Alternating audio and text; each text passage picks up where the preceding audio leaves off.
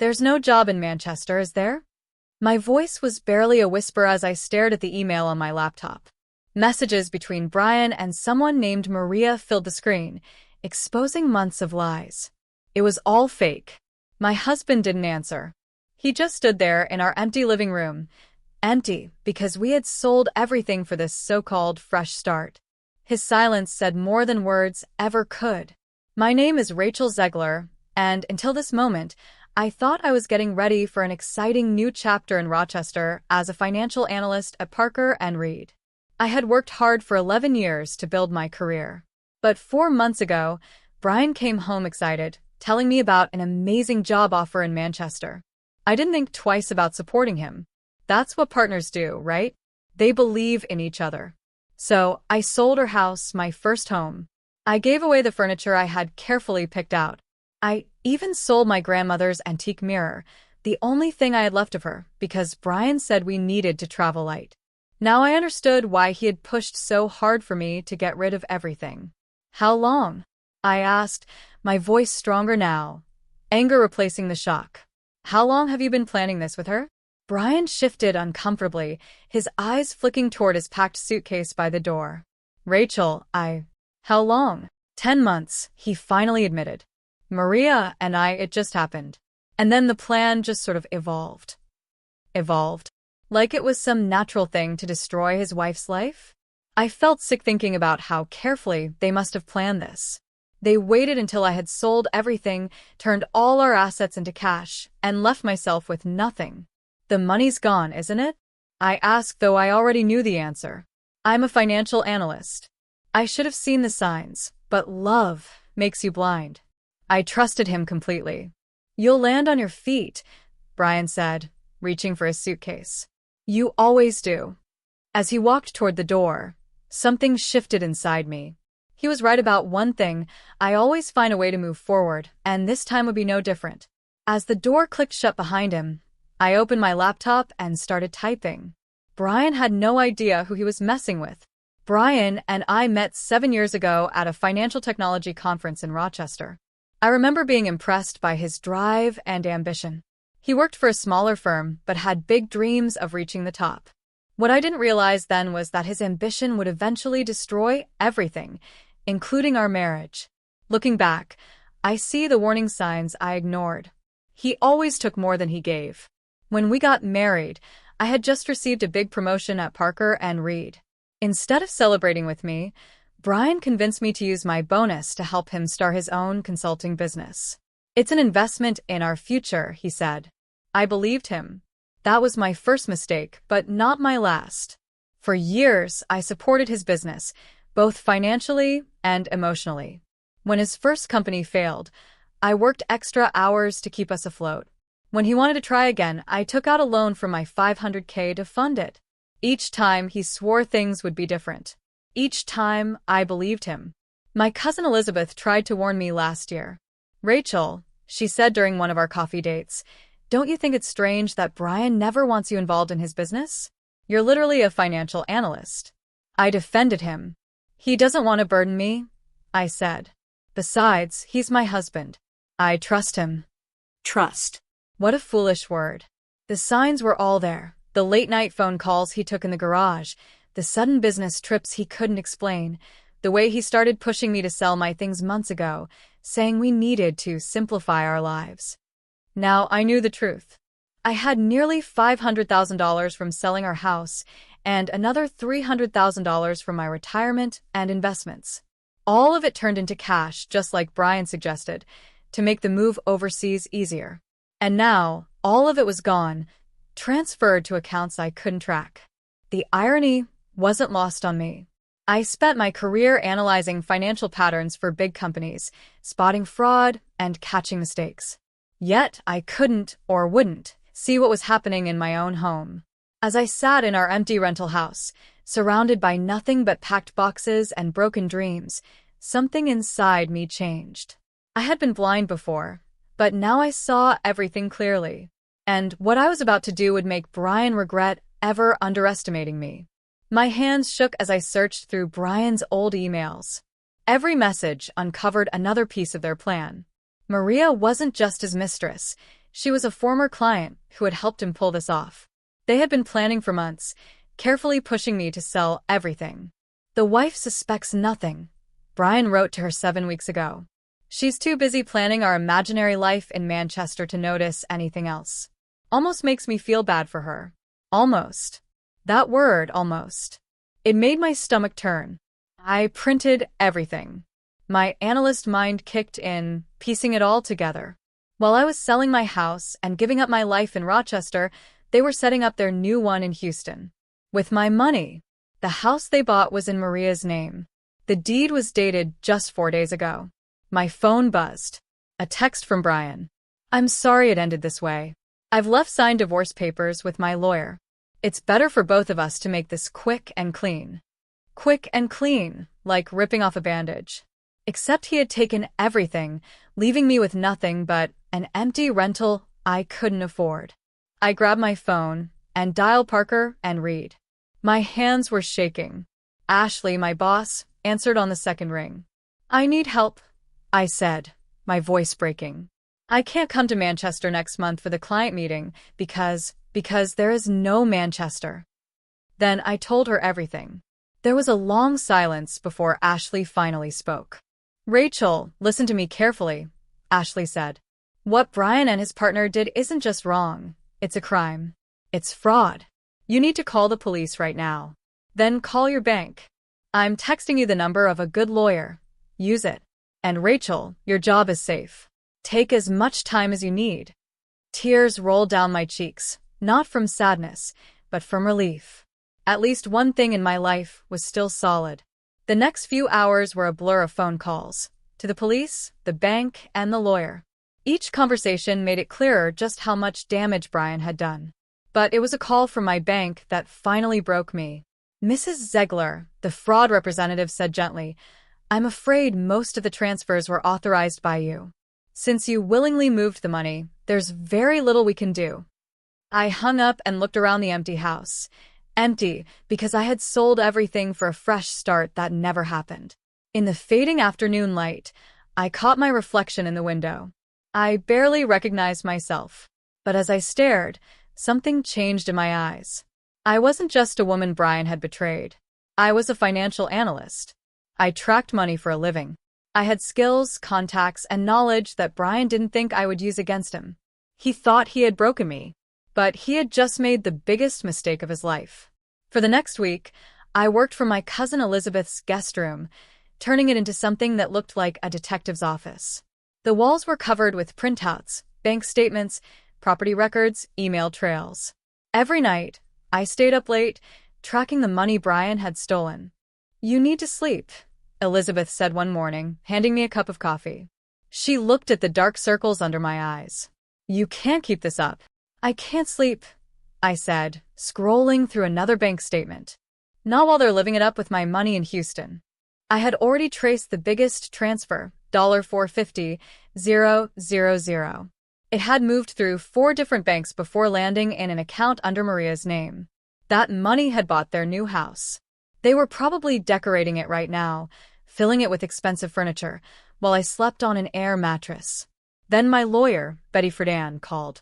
Her update made everything worse. The police are treating this as a civil matter, she explained. Since you authorized the transfers, and there's evidence you knew about the accounts. Because he told me they were for our move, I interrupted. For our supposed new life in Manchester. I understand, Betty said patiently. But proving fraud will be hard. Cases like this often come down to he said, she said. And the paper trail shows you gave consent. I hung up, feeling defeated. That evening, I realized if no one else was going to fix this, I would. My first mistake was calling Brian. You won't get away with this, I said when he answered. He actually laughed. Get away with what? You signed everything over willingly.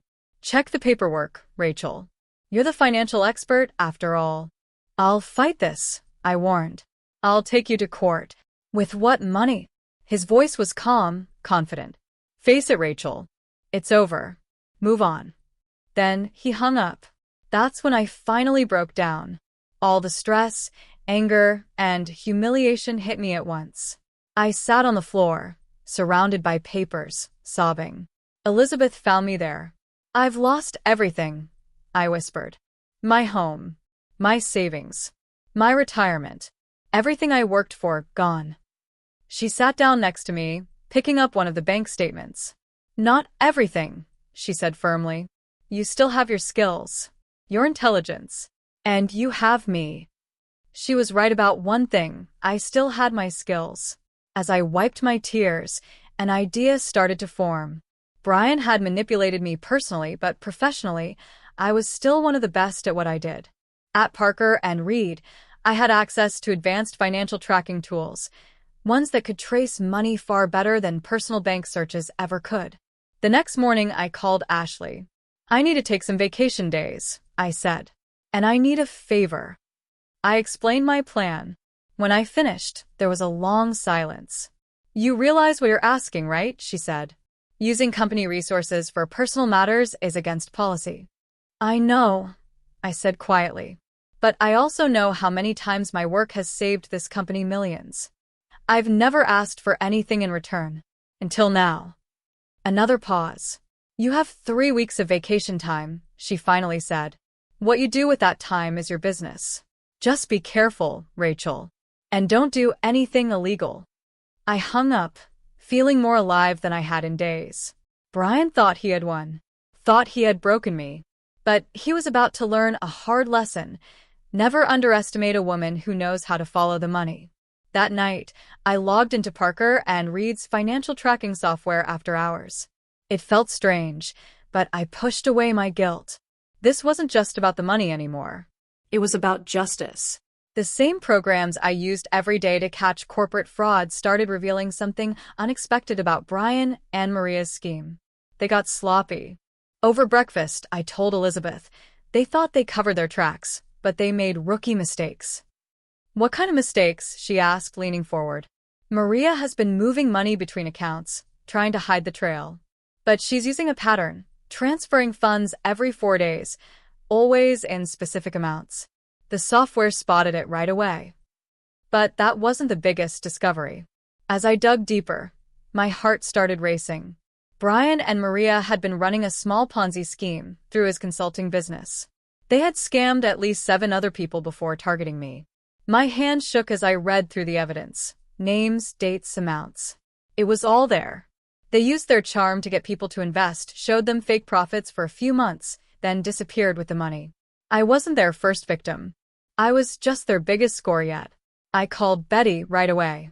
"This changes everything," she said after I explained. "This isn't just a divorce issue anymore. It's wire fraud and investment fraud.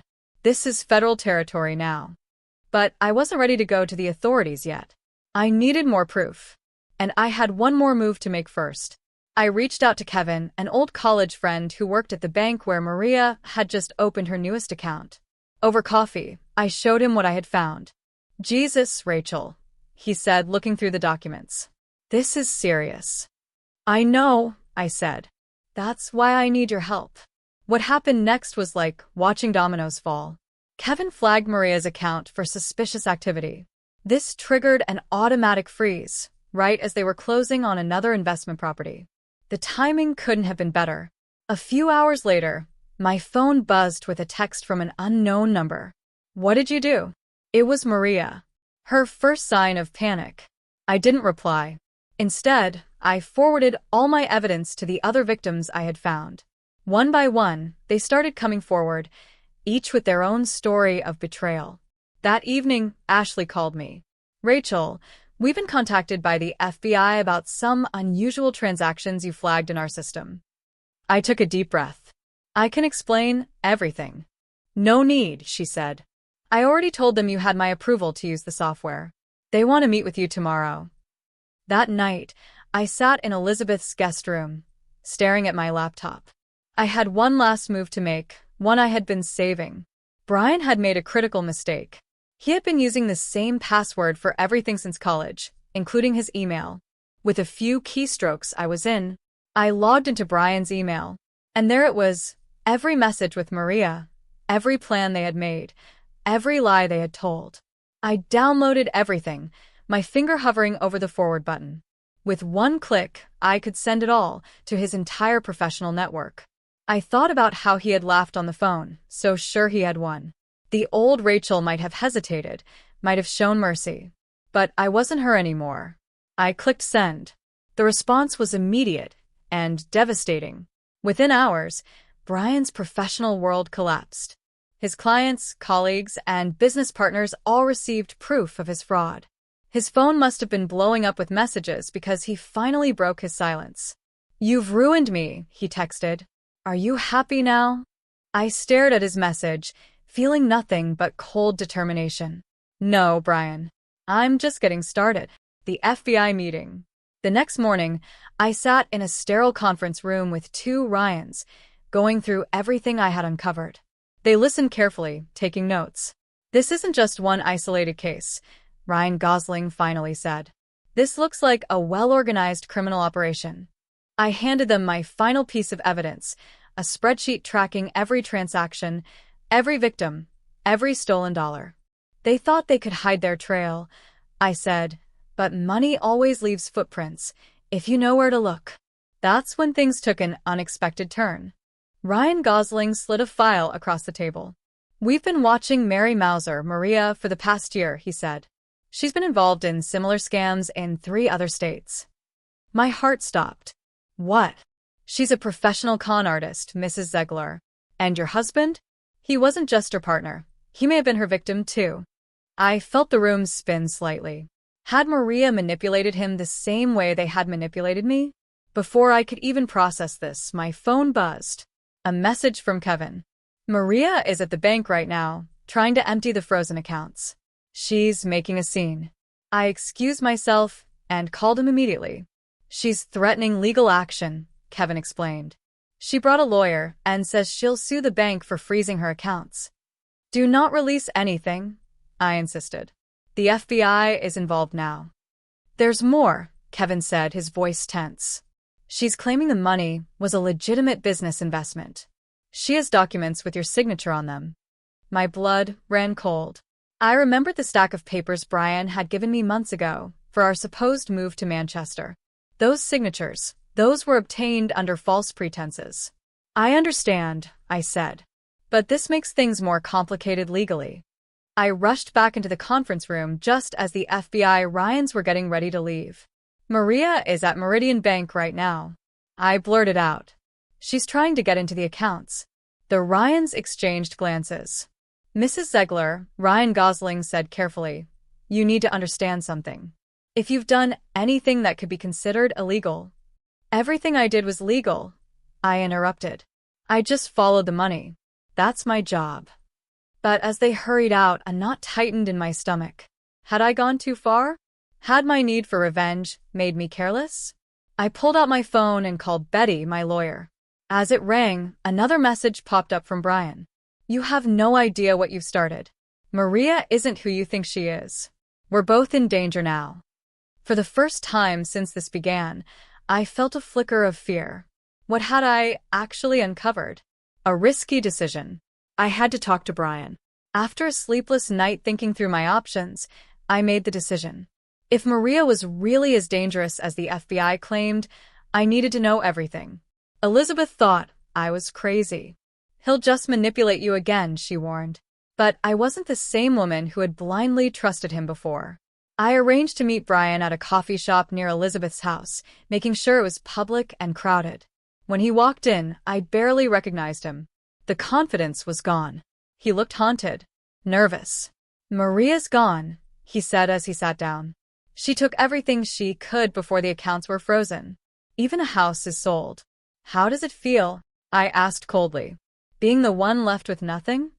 His hands shook as he placed a USB drive on the table. "I kept records of everything," he said.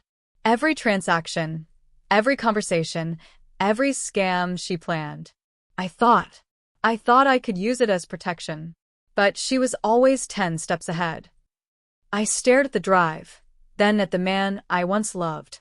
And in that moment, I made my final move. I pulled out my phone and dialed Ryan Gosling.